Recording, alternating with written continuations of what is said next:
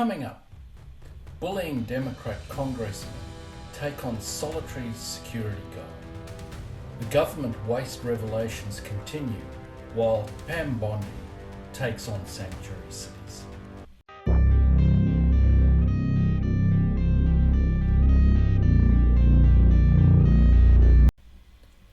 Bullying Democrat Congressmen take on lone security guard. Give it a tug there. All access. We're members of Congress.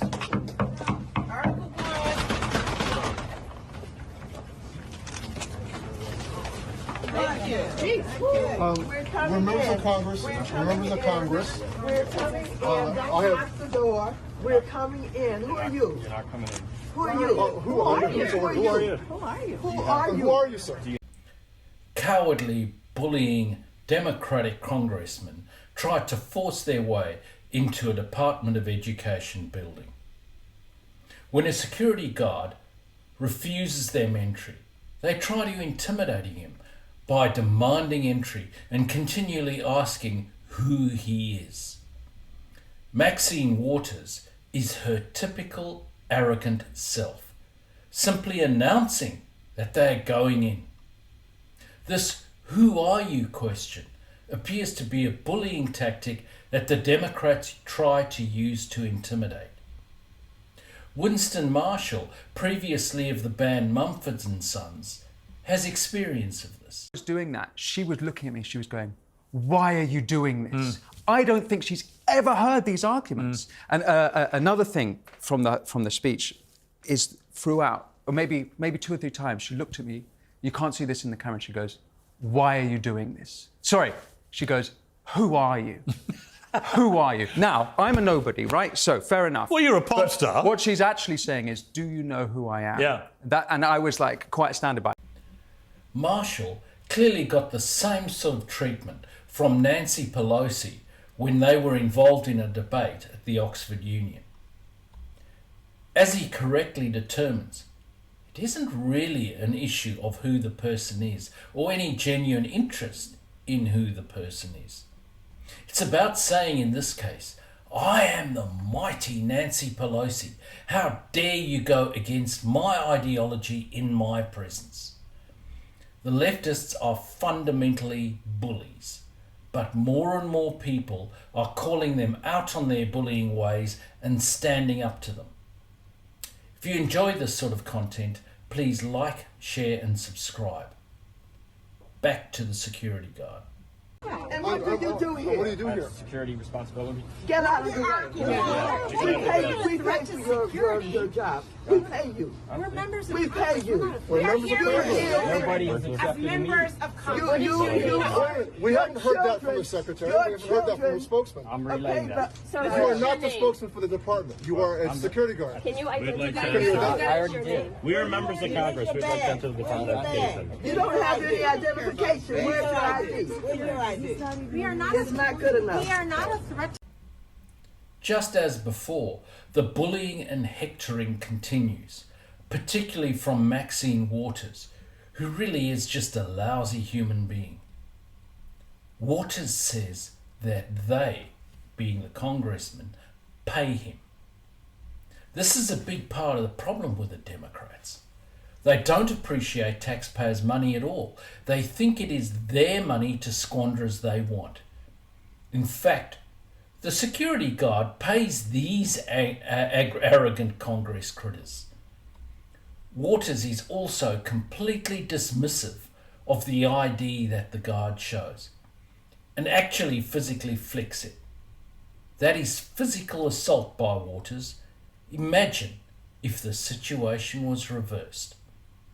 It continues. We're trying We're allowed to go to the visitor's desk. We're trying to save your job. You won't have a job if we don't help you. This is not You won't Russia. have any place to This is send a your public kids. institution. Here, Waters threatens the security guard's job. This is the kind, caring Democrats for you.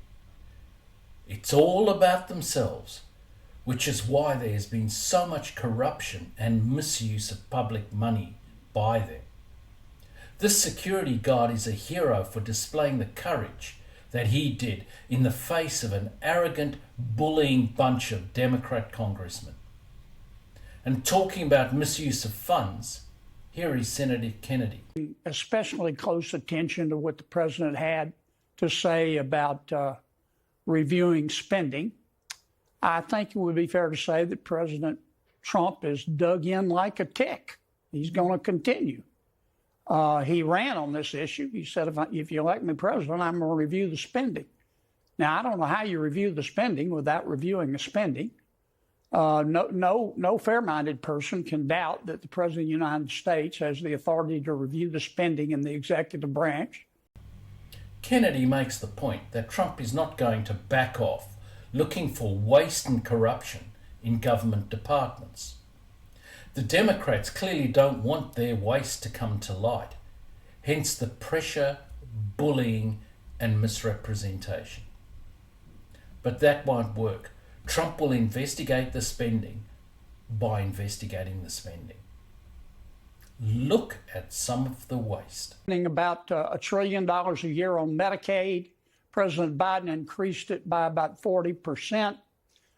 We estimate that there are between 10 and 30 million people on Medicaid who are perfectly able to work. I've got a bill that says if you're between 18 and 55, you're not disabled, you don't have any minor kids at home, so we're not talking about a mother with a sick child in her arms, you've got to work 20 hours a week. That'll save us, according to CBO, about $100 billion over 10 years. Right there. It's not just about the money. There's a moral principle. If you can work, you should work.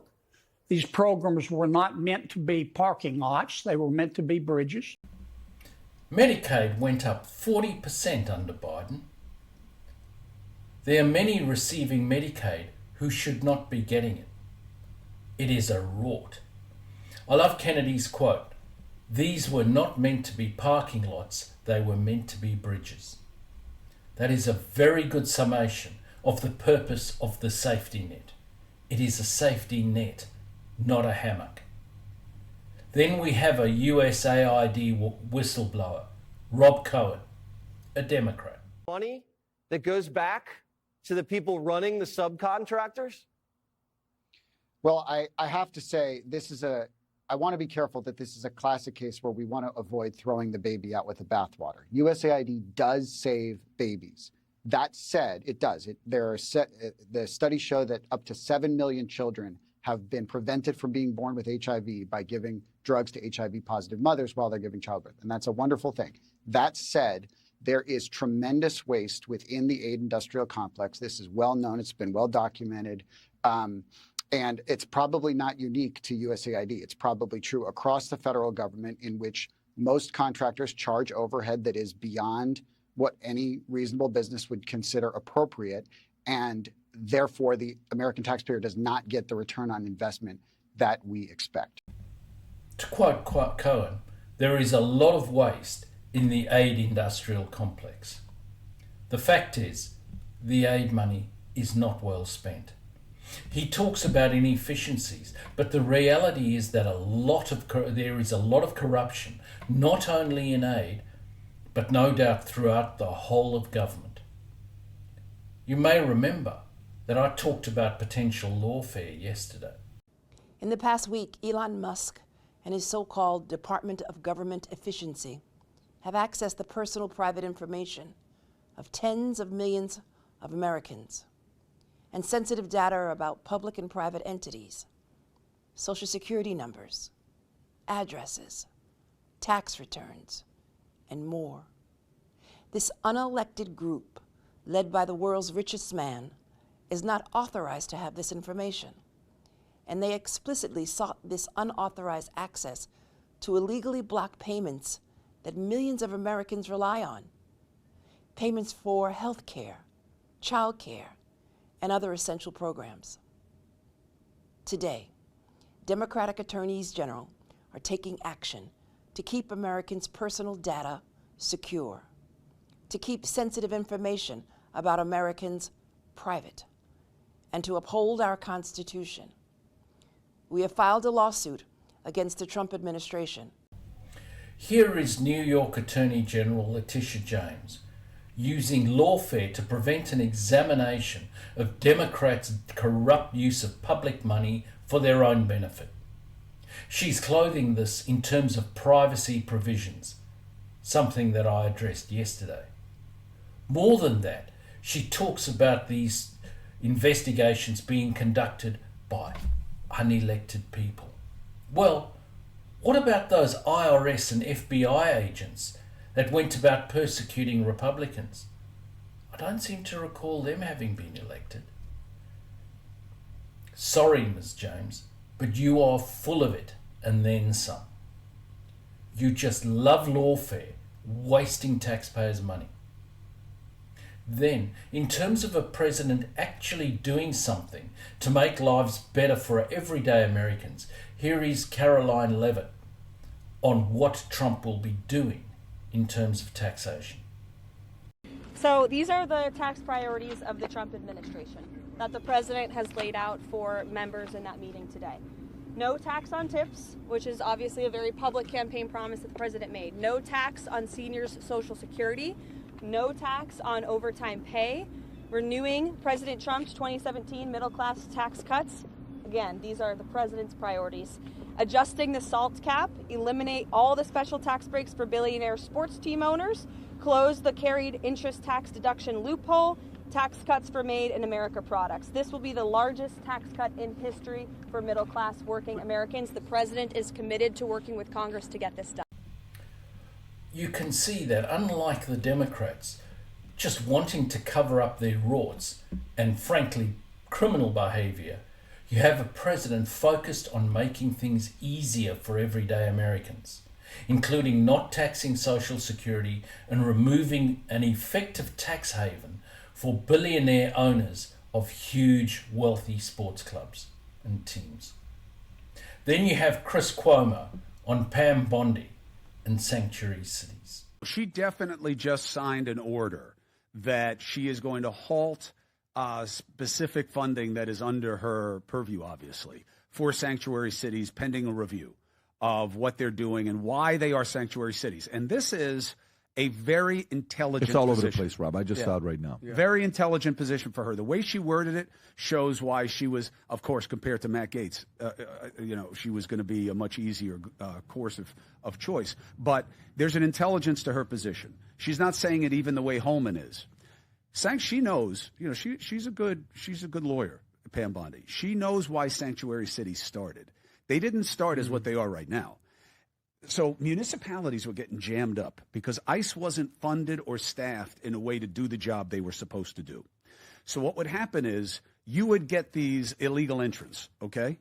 And you'd be holding them for a really long time because ICE couldn't get it together to come and get them. And these municipalities started getting sued. And they were losing because they were holding people too long. And that was the birth of it. What it has become is an open hostility towards the existing policy. They're going to lose. Cuomo clearly thinks that Bondi is really good and really competent. The fact is, Bondi is smart going after sanctuary city bureaucrats and politicians deliberately shielding illegal aliens. Sanctuary cities apparently began in a completely different place to where it has ended up, as with so many things. So Bondi is putting a halt to specific funding for sanctuary cities until there is a full review of these sanctuary cities. And then you have Bondi speaking on this herself. In states, you filed a lawsuit against Chicago and the state of Illinois for being a sanctuary city. Am I wrong in my interpretation that a sanctuary city is aiding and abetting in lawbreaking? Sean, what they're doing is they are choosing illegal aliens over the safety and security of their own citizens and the men and women of law enforcement who are out there trying to protect their citizens. Not only did we sue today the city of Chicago, we sued the state of Illinois, we sued the mayor, we sued the governor, and we sued others. And let me be very clear, if you don't comply with federal law, you're going to be next. Bondi notes that sanctuary cities are actually looking after illegal aliens in preference to American citizens. She says this is going to stop, and if any officials break the law as far as running a protection racket for illegal aliens are concerned, they will be the next to be persecuted. And the simple fact is that federal law trumps, and I mean no pun here, state law where it comes to conflict between the two. What do you think about the Democrat congressmen and women's bullying tactics? Please let me know in the comments below. And thanks for watching.